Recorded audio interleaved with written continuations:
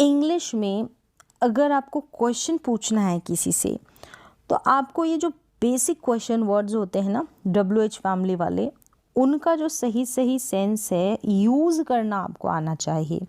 सही मीन पता होना चाहिए, उनका मतलब क्या है और कैसी कैसी सिचुएशन में हम इनका यूज़ करते हैं। जैसे कि व्हाट का, when, where, why, how, who, whom, whose, which, how many, how much, what for, how often, how long, ये जो है बेसिक WH फैमिली वाले वर्ड्स है। इनका यूज़ तो आपको स्टार्टिंग लेवल पे ही आना चाहिए। इसके आगे आप एडवांस पे जाएं, लेकिन बेसिक जो कॉन्सेप्ट है वो क्लियर नहीं होगा तो एडवांस पे जाने का भी कोई मतलब नहीं है। तो चलिए एक एक करके इनका मीन समझते हैं और एग्जाम्पल्स लेते हैं, और इस तरीके से आप जो प्रश्न हैं उनको बना सकते हैं। इंग्लिश के जो क्वेश्चन वर्ड्स होते हैं, इन क्वेश्चन वर्ड्स के थ्रू आप इंटरोगेटिव सेंटेंसेस बना सकते हैं। चलिए देखते हैं, कुछ एग्जाम्पल्स भी होंगे, सेंटेंसेस भी होंगे। तो सबसे पहले जो स्ट्रक्चर है, बेसिक स्ट्रक्चर मीन्स की कॉमन स्ट्रक्चर है सभी WH फैमिली वर्ड्स के साथ, ये स्ट्रक्चर आपको फॉलो करना है। आपको WH वर्ड लिखना है, फिर हेल्पिंग वर्ब, फिर सब्जेक्ट, फिर मेन वर्ब, फिर ऑब्जेक्ट। ये स्ट्रक्चर आपको पता होना चाहिए। सभी WH वर्ड के साथ ये स्ट्रक्चर चलेगा। जो हम क्वेश्चंस करते हैं ना वो दो तरीके से होते हैं, ये भी आपको कॉन्सेप्ट क्लियर होना चाहिए। सबसे पहले हम क्या से शुरू होते हैं हिंदी के वाक्य, जो कि हेल्पिंग वर्ब से शुरू होने वाले होते हैं। Is, am, are, was, were, do, does, did, has, have, had, will have, will be, इन सब से, इनसे स्टार्ट होने वाले वो हेल्पिंग वर्ब वाले होते हैं। इंटरोगेटिव सेंटेंसेस जिनका आंसर, जिनका जवाब है हाँ या ना में, यस या नो में दिया जाता है। दूसरे जो WH फैमिली वाले क्वेश्चंस होते हैं ना, WH क्वेश्चंस होते हैं, मतलब इंटरोगेटिव सेंटेंसेस, जहाँ पर हम व्हाट, वेयर, व्हेन, अभी जिनकी बात की ना, इन सभी की, जैसे ये ऊपर देखा आपने इस टेबल में, इन सभी का यूज़ करते हैं स्टार्टिंग में। ठीक है, इंग्लिश जो है, इंग्लिश का जब सेंटेंस बनाते हैं स्टार्टिंग में हम इनको रखते हैं। हिंदी का जो सेंटेंसेस में क्या बीच में आता है, और जो हेल्पिंग वर्ब वाले सेंटेंसेस होते हैं उनमें क्या स्टार्टिंग में आता है हिंदी के सेंटेंस में। क्लियर है? चलिए अभी हम WH की बात कर लेते हैं। दो प्रकार के इंटरोगेटिव सेंटेंस होते हैं, एक यस नो टाइप के, एक WH फैमिली वाले। बस इतना आपको पता होना चाहिए। यहाँ पर बात कर रहे हैं हम WH फैमिली वाले वर्ड्स की। एक एक करके देखते हैं। सबसे पहले हु की तरफ चलते हैं। हु का जो मीन होता है वो कौन या किसने होता है। कौन या किसने, ये आप ध्यान रखें।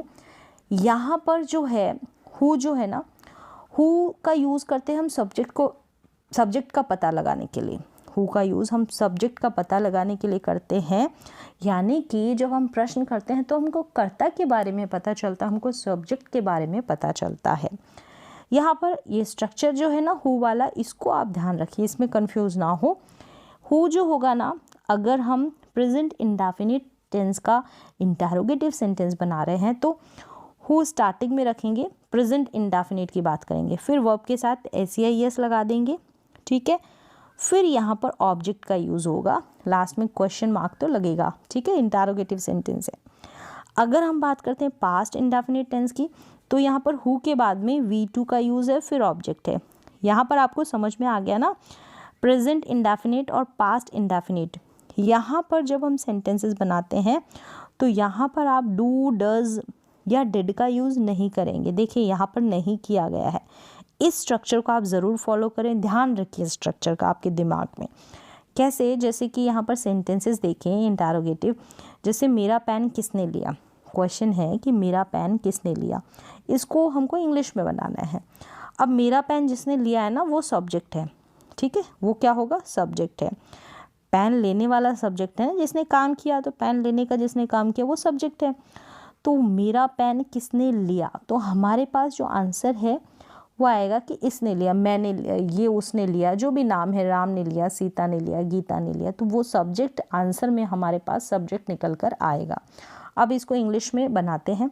मेरा पेन किसने लिया, तो हु के बाद में लिया, आ की मात्रा पर वाक्य की एंडिंग हो रही है, तो हम पास्ट इंडेफिनिट टेंस वाला स्ट्रक्चर लगाएंगे। हु के बाद में आप V2 का यूज़ करेंगे। लेना, टेक, तो टेक का टुक हो जाएगा। Who took my pen. Clear है?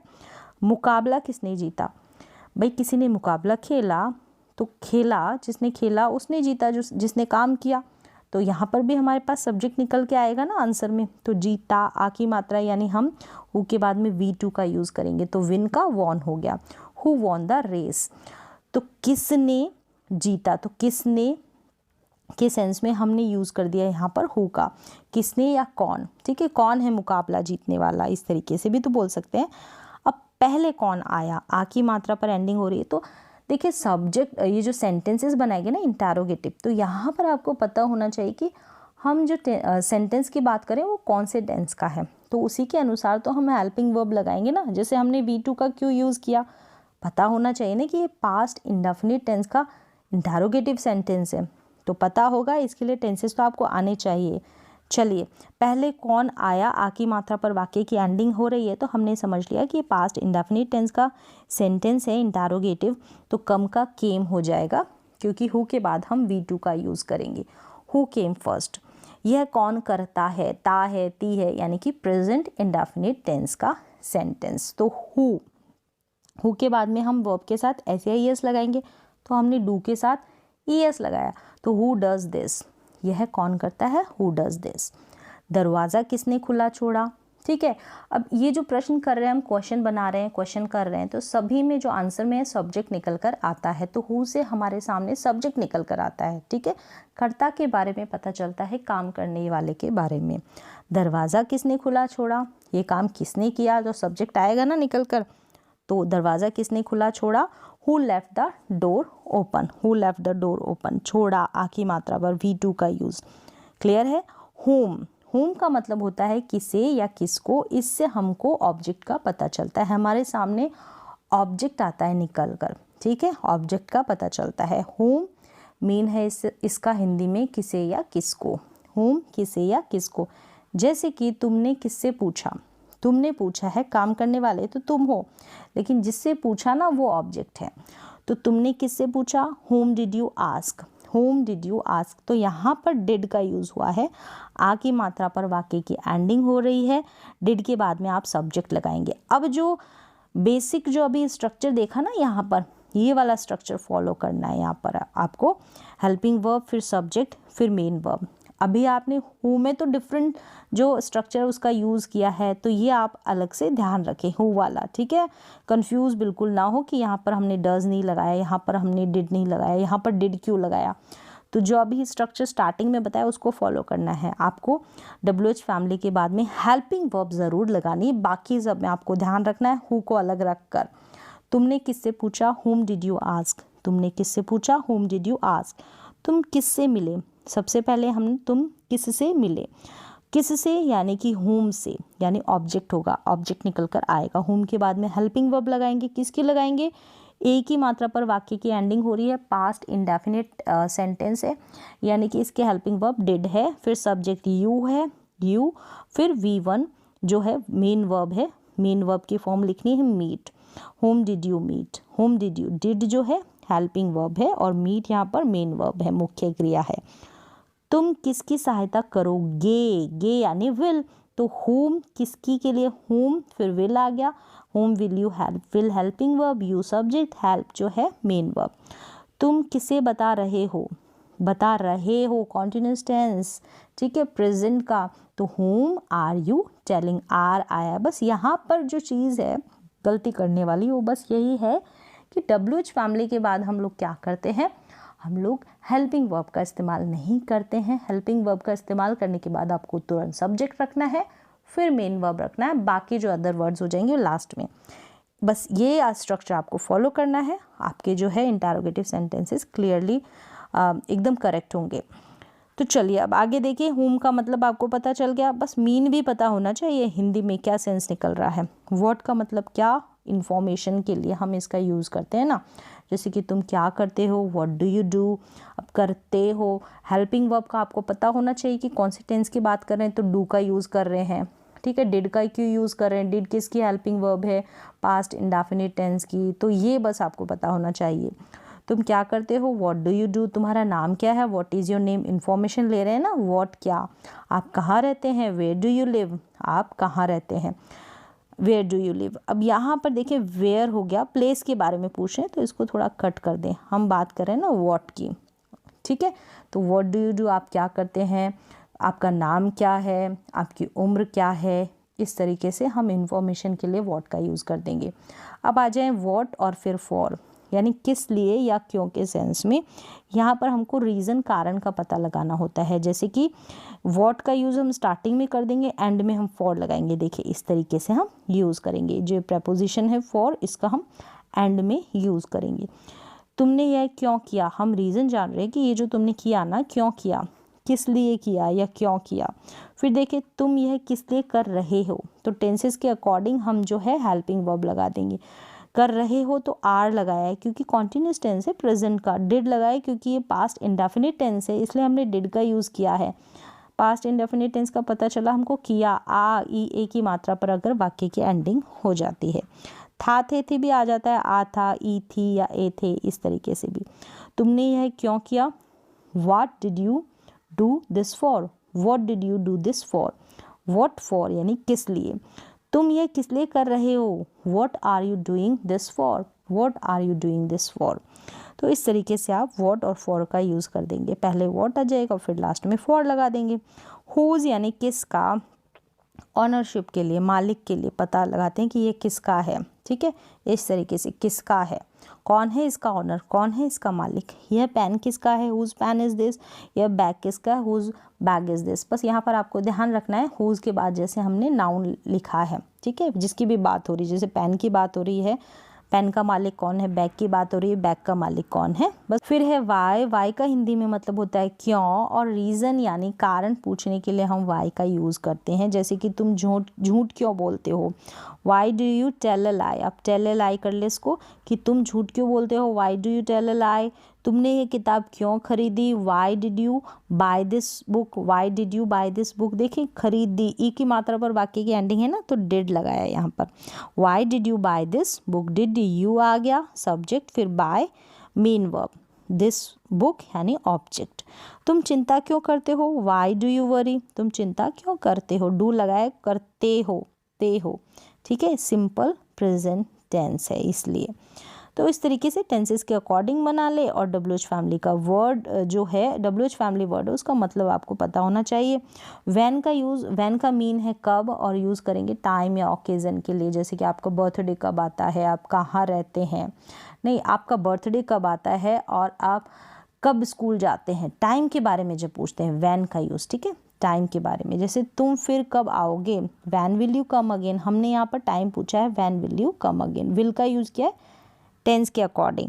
तुम कब उठते हो, when do you get up, ठीक है, समय पूछा हमने। तुम कब सोते हो, when do you go to bed. तो इस तरीके से व्हेन का यूज़ करेंगे हम कब के सेंस में, कब के सेंस में। और जब हम टाइम की बात करेंगे, ओकेज़न की बात करेंगे, आपकी शादी कब हुई, ठीक है, इस तरीके से कब हुई। तो यहाँ पर भी हम समय का ही तो पूछ रहे हैं ना, कब, टाइम का। अब वेयर का मतलब कहाँ, वेयर का मतलब कहाँ, और प्लेस के लिए हम यूज़ करते हैं, ठीक है, प्लेस। जैसे तुम कहाँ रहते हो, वह कहाँ रहता है, वह कहाँ गया। तो सभी में प्लेस आ रही है ना निकल कर सामने। तो where do you live, where does he live, where does he live, and where did he go, वह कहाँ गया। तो देखिए डिड लगा है, डज लगा है, डू लगा है। कैसे पता चलेगा, ते हो यानी प्रेजेंट इंडेफिनिट टेंस है तो डू हेल्पिंग वर्ब है, यू के साथ हम डू का यूज़ करते हैं। डज यानी ही के साथ हम डज का यूज़ करते हैं, और ये भी प्रेजेंट इंडेफिनिट टेंस है। आ की मात्रा पर वाक्य की एंडिंग यानी कि पास्ट इंडेफिनिट टेंस का सेंटेंस है इंटरोगेटिव, तब हमने डिड का यूज़ किया। क्लियर है। नेक्स्ट देखें, विच का यूज़ है कौन सा। जब हम चुनाव के लिए, चॉइस के लिए विच का यूज़ करते हैं, हमारे पास लिमिटेड चॉइस होती है, लिमिटेड ऑप्शंस होते हैं, तब हम विच का यूज़ करते हैं। अगर हमारे पास अनलिमिटेड चॉइसेस होती है, अनलिमिटेड ऑप्शंस होते हैं, तो वहाँ पर हम व्हाट का भी यूज़ करते हैं। ठीक है, पहले बात कर लेते हैं विच की। जैसे तुम कौन सा अखबार पढ़ते हो, which newspaper do you like, do you read, ठीक है, which newspaper do you read. अब यहाँ पर आप देखें, जैसे विच है ना, विच के बाद में आपको जिसकी भी बात कर रहे हैं उसको मेंशन करना है। जैसे न्यूज़पेपर की बात कर रहे हैं तो विच न्यूज़पेपर, लैंग्वेज की बात कर रहे हैं तो विच लैंग्वेज, बुक की बात कर रहे हैं तो विच बुक। ये आपको ध्यान रखना। उसके बाद आपको जो है हेल्पिंग वर्ब का इस्तेमाल करना है। तो बस प्रैक्टिस करनी है इसके बाद, ठीक है, तभी आपका जो कॉन्सेप्ट है वो क्लियर होता है। तुम कौन सी भाषा बोलते हो, which language do you speak, तुमने कौन सी किताब खरीदी, which book did you buy, did का यूज़ हुआ है, डू का यूज़ हुआ है, डू का यूज़ हुआ है, क्योंकि टेंसेज हमने देखे ना, पहचाने कि कौन से टेंसेज है तो उसी के अनुसार हमने हेल्पिंग वर्ब लगा दी। ठीक है, अब यहाँ पर जैसे मैंने बताया कि व्हाट का यूज़ भी करते हैं, उसके बाद भी नाउन आएगी, जैसे विच में आई, कौन सा की फीलिंग आएगी, कौन सा का सेंस देगा, अनलिमिटेड चॉइस, अनलिमिटेड ऑप्शंस होते हैं तब। जैसे तुम्हें कौन सा रंग पसंद है, बहुत सारे कलर्स है पूरे वर्ल्ड में, पूरे संसार में जिसकी भी बात कर रहे हैं तो सब में बहुत सारे कलर्स है ना, अनलिमिटेड ऑप्शंस है, अनलिमिटेड चॉइस है, मतलब बहुत सारी। यहाँ पर आपको लिमिटेड चुनाव जो है, लिमिटेशन नहीं है उस चुनाव की। ठीक है, तो वहाँ पर हम व्हाट का यूज़ करेंगे, लिमिटेशन होती है ना, वहाँ पर हम विच का यूज़ करते हैं। जैसे तुम्हें कौन सा रंग पसंद है, what colour do you like, what colour do you like भी बोल सकते हैं, which colour do you like भी बोल सकते हैं। विच में लिमिटेड ऑप्शंस है, व्हाट में अनलिमिटेड ऑप्शंस है, बस यहाँ पर ये फ़र्क है। क्लियर है। और कलर लगाया, यानी कि व्हाट और विच के बाद आपको नाउन का यूज़ करना है। नेक्स्ट देखें, हाउ मीन है इसका कैसे, किसी चीज़ को करने का तरीका, यानी कैसे करते हो, जो वे या मैनर होता है करने का तरीका। जैसे तुमने ये कैसे किया, how did you do this, कैसे किया, क्या तरीका था इस काम को करने का। यह मशीन कैसे चलती है, how does this machine work, machine के चलने का क्या तरीका है, किस साधन से आए। और हालचाल पूछने के लिए भी हम हाउ का यूज़ करते हैं, जैसे कि आप कैसे हैं, हाउ आर यू। ठीक है, तुम यहाँ कैसे आए, साधन की बात करें तो how did you get here, साधन के लिए किस साधन से आया, हालचाल पूछने के लिए भी हम हाउ का यूज़ करते हैं। किसी काम को करने का जो तरीका है उसके लिए भी हम हाउ का यूज़ करते हैं। ठीक है, हाउ मच कितना या कितने के सेंस में यूज़ करते हैं। क्वांटिटी, यहाँ पर अनकाउंटेबल की बात करते हैं ना, अनकाउंटेबल नाउन जैसे शुगर, वाटर, तब हम हाउ मच का यूज़ करते हैं, जिसको हम गिन नहीं सकते। जैसे तुमने कितने पैसे खर्च किए, जो पैसे हैं ना, जो मनी है, उसको भी हम अनकाउंटेबल नाउन मानते हैं। ठीक है, ये आप ध्यान रखें अलग से। तुमने कितने पैसे खर्च किए, how much money did you spend, how much, फिर जिसकी भी बात कर रहे हैं ना, मनी, जिसकी भी नाउन की बात करें वो आपको मेंशन करनी है। इसकी कीमत कितनी है, how much does this cost, जब कीमत पूछते हैं ना उसमें भी हम हाउ मच का यूज़ करते हैं प्राइस पूछने के लिए, ये भी आप ध्यान रखें। क्लियर है। हाउ मैनी का मीन भी सेम है, कितना या कितनी। यहाँ पर हम काउंटेबल नाउन की बात करेंगे ना, तब हम हाउ मैनी का यूज़ कर सकते हैं। जिसको हम गिन सकते हैं वहाँ पर हाउ मैनी, जिसको नहीं गिन सकते नाउन को वहाँ पर हाउ मच। तुमने कितनी किताबें खरीदी, how many books did you buy. कितने लोग आ रहे हैं, how many people are coming. तो पीपल और बुक्स है ना, इनको हम गिन सकते हैं, इसलिए हमने हाउ मैनी का यूज़ किया है। क्लियर है। हाउ फार मतलब कि कितना दूर। जब हम डिस्टेंस की बात करते हैं, जैसे आपका घर कितनी दूर है, how far is your house, distance की बात कर रहे हैं ना, कितनी दूर है, तो हाउ फार। आप कितनी दूर स्कूल जाते हैं, how far do you go to school, कितनी दूर। तुम्हारा स्कूल यहाँ से कितनी दूर है, कितनी दूर, तो how far is your school from here. आप हर सुबह कितनी दूर जॉगिंग करते हैं, how far do you jog every morning, how far यानी कितनी दूर। निकटतम अस्पताल यानी पास का जो हॉस्पिटल है कितनी दूर है, how far is the nearest hospital, how far is the nearest mall, cinema hall, इस तरीके से आप पूछ सकते हैं। ठीक है, हाउ फार यानी कितनी दूर। हाउ ऑफन यानी कब कब या कितनी बार करते हैं कोई काम, फ्रीक्वेंसी की बात करते हैं, 4 बार, 3 बार, 5 बार, इस तरीके से। आप फिल्में देखने कितनी बार जाते हैं, how often do you go to the movies, how often do you go to the movies, movies के लिए आप कितनी बार जाते हैं देखने के लिए, हाउ ऑफन, कब कब, कितनी बार। ठीक है, जैसे वीक में 2 बार जाते हैं, 3 बार जाते हैं, वीक में 1 टाइम जाते हैं। आप कितनी बार जिम जाते हैं, how often do you go to the gym, तो कितनी बार। हाउ ऑफन यानी कब कब या कितनी बार। हाउ ओल्ड कितना पुराना, उम्र के लिए, एज के लिए हम यूज़ करते हैं हाउ ओल्ड, कोई चीज़ कब से कब तक है। इन्फॉर्मेशन अबाउट एज, एज के बारे में जब पूछते हैं हाउ ओल्ड, फिर यहाँ पर एम एज आर का यहाँ पर फिर सब्जेक्ट लग जाएगा, एम एज आर लग जाएगा। ठीक है, जैसे आपकी उम्र कितनी है, हाउ ओल्ड आर यू, यहाँ पर आर लग रहा है। ठीक है, इस तरीके से हाउ ओल्ड आर यू। फिर तुम्हारी मम्मी की उम्र कितनी है, how old is your mother, is your mother एक है ना सिंगुलर सब्जेक्ट इसलिए इज़। यह इमारत कितनी पुरानी है, हाउ ओल्ड इज़ है क्योंकि दिस बिल्डिंग एक सब्जेक्ट है, सिंगुलर सब्जेक्ट है, how old is this building. ठीक है, कितना पुराना, उम्र के बारे में पूछते हैं तो हाउ ओल्ड। कार कितनी पुरानी है, how old is the car, is the car, जो एक कार है ना जिसकी बात हो रही है वो एक है, तो इसलिए इज का यूज़। ये पेड़ कितने पुराने हैं, ये पेड़ यानी these trees, how old are these trees, these trees plural है इसलिए आर का यूज़ हुआ है। तो इस तरीके से आप हाउ ओल्ड का यूज़ कर लेंगे प्रश्न बनाने के लिए। हाउ लॉन्ग मतलब कितना लंबा, कितनी देर या समय। कैसे, period of time, length of time, length of time और लेंथ ऑफ थिंग्स। कैसे, हाउ लॉन्ग, जैसे कि तुम कितनी देर इंतज़ार करोगे, यहाँ पर पीरियड ऑफ टाइम की बात हो रही है। How long will you wait, यानी समय की बात की, पीरियड कितनी, 2 घंटे 3 घंटे, इस तरीके से। आप कितनी देर से इंतज़ार कर रहे हैं, how long have you been waiting, have you been waiting, यहाँ पर भी पीरियड ऑफ टाइम की बात हो रही है। आप कितनी देर यहाँ रुकोगे, how long will you stay here, period of time. यह सड़क कितनी लंबी है, तो लेंथ की बात हो रही है, लंबाई, तो how long is this road, how long, ठीक है। आप कितनी देर पढ़ाई करते हो, period of time, how long do you study. उनको शादी किए कितना समय हो गया, how long have they been married. आपकी गर्मी की छुट्टी कितनी लंबी है, how long is your summer vacation. रस्सी कितनी लंबी है, तो रस्सी की लेंथ की बात कर रहे हैं, लंबाई की बात करें तो how long is the rope, how long. समझ गए। समय, पीरियड ऑफ टाइम की बात करेंगे तो भी हाउ लॉन्ग, किसी थिंग या चीज़ की लंबाई की बात करेंगे तब भी हम हाउ लॉन्ग का यूज़ करेंगे। तो इस तरीके से आप हाउ लॉन्ग का भी यूज़ कर लेंगे। कितना लंबा, कितना लंबा यानी कोई चीज़ कितनी लंबी है, कितनी देर यानी समय की बात करेंगे ना, पीरियड ऑफ टाइम, तब भी हाउ लॉन्ग का यूज़ करेंगे। तो ये जितने भी इंटरोगेटिव सेंटेंसेस बताए ना मैंने, बेसिक बताए, बहुत बेसिक है।